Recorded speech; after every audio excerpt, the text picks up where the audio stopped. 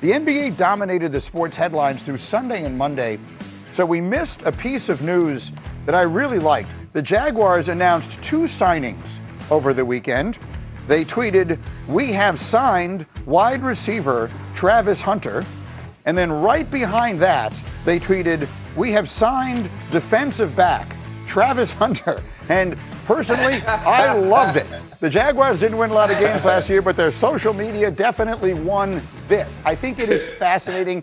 And of all the things that will happen in pro football in 2025, I'm not exaggerating when I say this is the one that is the most interesting to me. As one who has written about Sammy Baugh being not only a great quarterback, but a great defensive back and the best punter in the NFL during his time. And Chuck Bednarik, Concrete Charlie, the last legitimate 60-minute man, two-way player. Since that time, Dominique, we have had NFL players who were stars on one side of the ball and dabbled on the other. We've never had someone who was a legit frontline player on both sides. Can Travis Hunter do it? I mean, I think he absolutely can. I would have said no, it's impossible to do what Shohei Ohtani's doing right now until I saw him do it. So I'm going to be hesitant to say that he can't do it. I believe that he can do it, and I'm rooting for him to pull it off. I think it's never really been something that's done before in modern football. I know you mentioned writing about Sammy Baugh. You look great for your age if you was writing stories about Sammy Baugh, man. That is incredible. But I do think that Travis Hunter is the type of athlete to be able to get this done. I'm rooting for it to happen, and I think it's possible. It's going to be incredibly difficult, though, but it's possible. Well said. To be clear, I didn't cover Sammy Baugh. And when he played in the 40s, I just have written about his career. But that was a point well made. RC, I mean, look, no one played harder than you did as a defensive, right? Can a guy actually play the majority of the snaps on both sides? I don't think so. And I am rooting for Travis Hunter because he's a good dude. But I believe you have to be extremely careful with the way that you utilize him. I get that Dom said, we weren't expecting to see a Shohei Ohtani, but guess what? Shohei Ohtani don't pitch every day. And on the days that he does pitch, he only bats 4 to 5 times. We're not talking about a guy having to log 50 to 60 snaps on each side of the football. And let's be honest, bro, like he not going to be playing Boise. He not going to get to play against Washington State. It won't be Oklahoma State, right? When you play a team.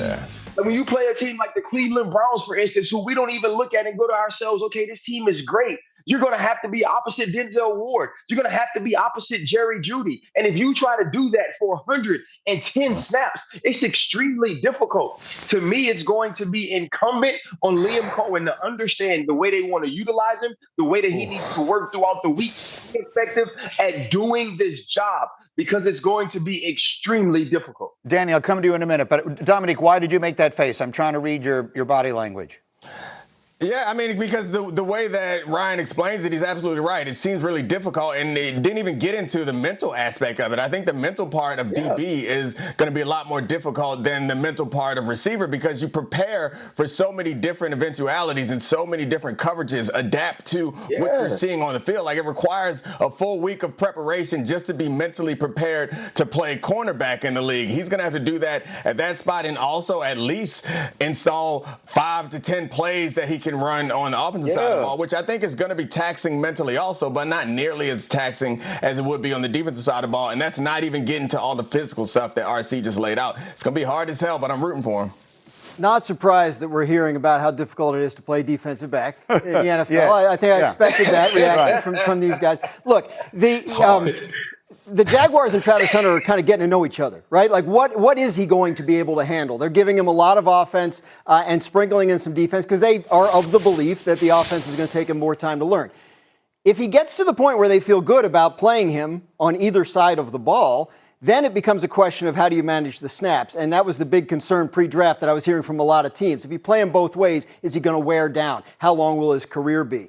One interesting thing that came out of there in the past couple of weeks was the notion that it might depend on the week, right? Like maybe when you play the Browns, you might need more receivers because they're so good on the back end on defense. Maybe when you play the Bengals, you might need more cornerback help because of their receivers. Yeah. So but But before you're making those decisions, you have to establish what is he on either side of the ball, how reliable is, what can we count on? If you identify him as a starting cornerback and a starting wide receiver, then yeah, absolutely, play the matchups. RC, go. I love that, Dan Graziano. You're basically saying that he now becomes this Swiss Army knife that you use where he's best that week. It's almost like having a switch hitter where, okay, today being a defensive back or playing corner, that's your primary position. We'll sprinkle you in at the wide receiver position. Or on this day, this team doesn't have a set of wide receiver or a skill room that we're scared about. So you don't have to play as much defense. Let's utilize you on the offensive side of the ball. I have not thought of that. Maybe I'm not smart enough. But if that's the way the Jacksonville Jaguars are approaching this, this may be the most innovative, creative, and smartest way I've heard this discussion. Maybe the switch hitter rather than Ohtani is the better comparison. I like it too. I have to leave it there for the minute.